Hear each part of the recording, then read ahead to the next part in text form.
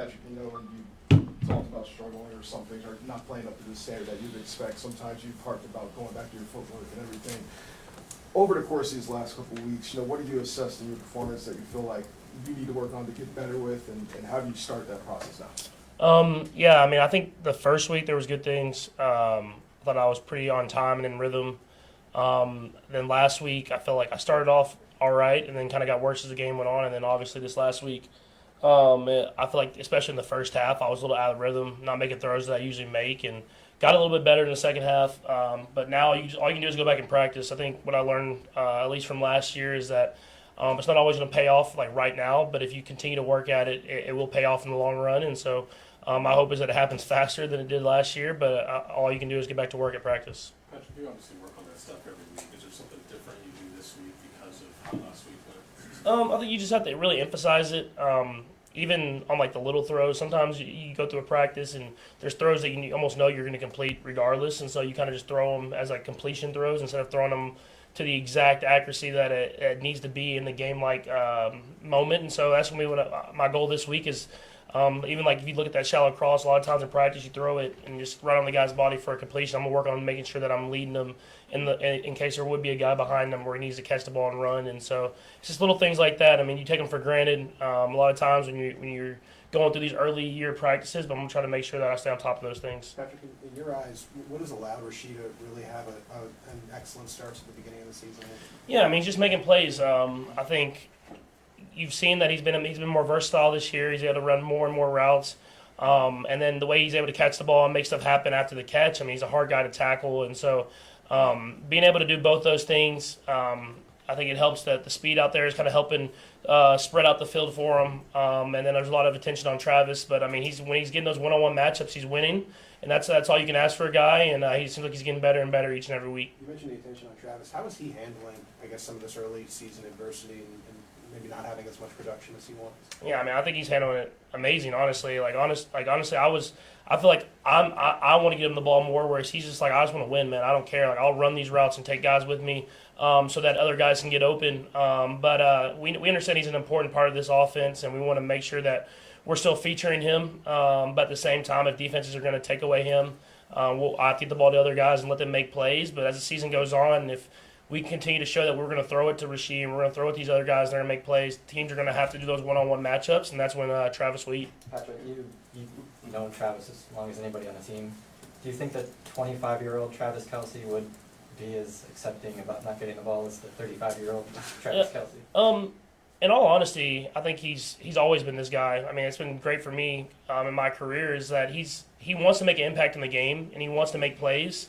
But he wants to win at the end of the day, and so if we're winning, he's good with going out there and playing hard, blocking, do whatever he can to impact the game.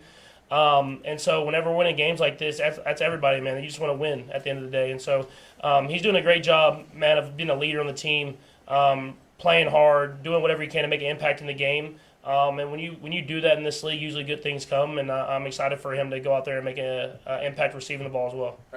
I know he was on the practice squad last week, but just what was it like getting to work again with Kareem and now having him elevated to obviously the active roster and the opportunity to play alongside him on Sunday? Yeah, it's super exciting. You can see how hungry he is. You can see still the explosiveness. You can see the way he runs the ball between the tackles. Obviously you come in and you haven't had training camp and stuff like that, but he pushed through, man. He really did. He took that last week as his mini training camp, and he would finish every run, and then run back and get it again. And so I thought we did a great job in the run game last week with the running backs that were there. And so it'd be nice to just add Kareem in there, let him get going, and kind of have another dimension to that run game.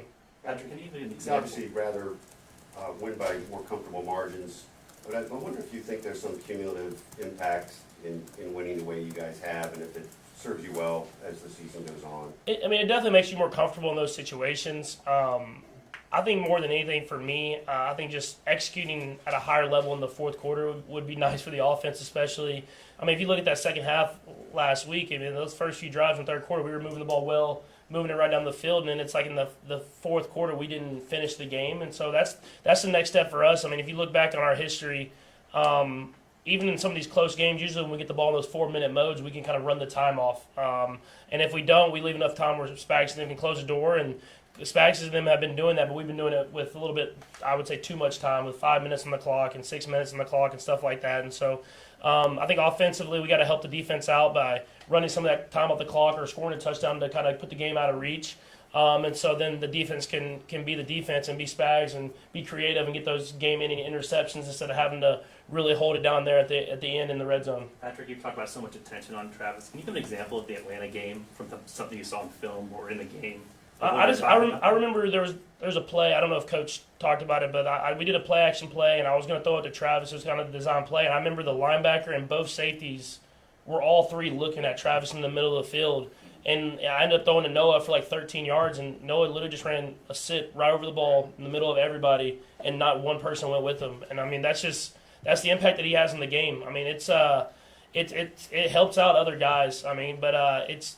At the same time, if we show that Noah's can catch that mid 13 to 15 yards, whatever it is, or if he takes guys and Rasheed catches the ball and breaks a tackle and gets 15, 20 yards, I mean, teams have to adjust if they don't. I mean, Rasheed's only have 2,000 yards, so it's part of the game. I obviously want to give him the ball and let him make an impact the game that way, but the more defenses respect him, other guys get open and other guys make plays. Can you talk about the job that Wanya did?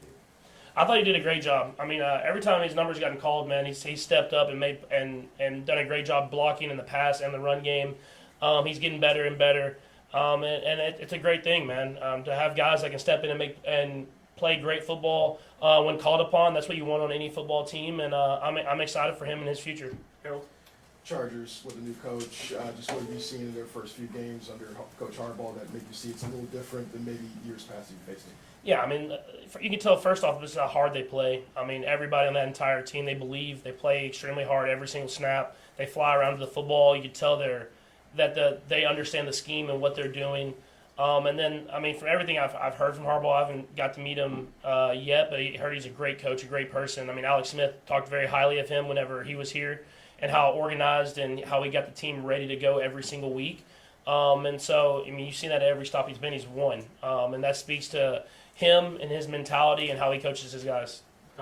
This is outside the NFL, but you're involved in Texas Tech's NIL, doing some things down there, and we're seeing some NIL things now. A kid from UNLV has said apparently he's not going to play because he didn't get his money. I mean, where are we here? You've seen this from the other side of it in college football. Is this just some growing pains in the system, or what do you think maybe should happen? Yeah, I don't want to speak crazy a lot on it because I don't know exactly all the details of that situation or really the whole deal. But I think NIL is a great thing for players and a lot of families that maybe not got those opportunities to make that money and be able to make it in college. But they're going to have to figure out a system, just kind of like any other thing. Whenever money's coming in, making sure contracts are signed, making sure the language is dealt out the right way. And I don't know what that answer is. But there's definitely been some times where money not being paid and stuff like that has affected the play on the field. And these are young kids, man. I mean, I know they're right at the edge of becoming adults, but I don't know if I'd have been ready for that type of thing coming out as an 18-year-old kid. And so hopefully we can find some accountability both ways so that we can make sure that our game that we love in college football stays at a high level.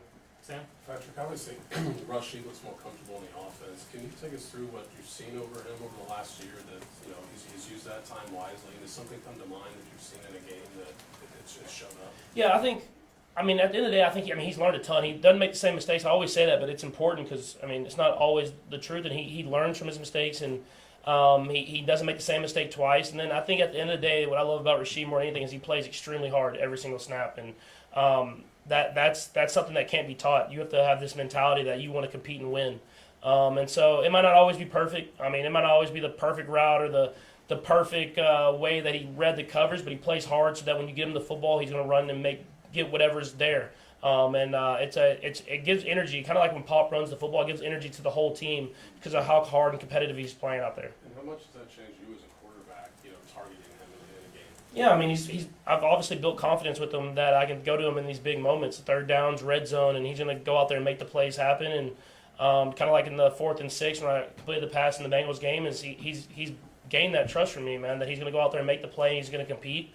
It's cool to see, man, because he's still a young player. He still can get better and better. But it's cool to see that all that hard work's paying off. Okay, thanks, Patrick. Thank you.